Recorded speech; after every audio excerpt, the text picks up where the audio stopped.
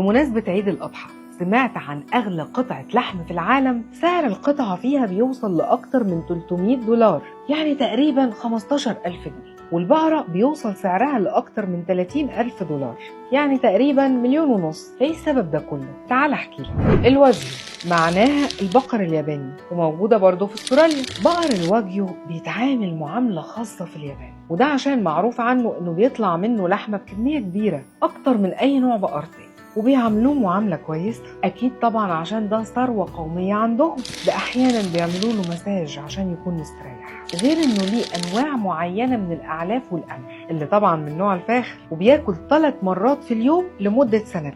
وللبقرة الواحدة تقريبا بتاكل 5 طن، وكل ده عشان يحافظوا على نسبة اللحمة للدهون 50-50. انت عندك ده كله؟ هتلاقي كده لونها روز مختلف عن لون أي لحمة تانية، وكل ما نسبة الدهون تعلى تكون البقرة دي أغلى، وفي الآخر بتتباع في مزاد علني. قولولي بقى، أغلى حتة لحمة كلتوها كانت بكام؟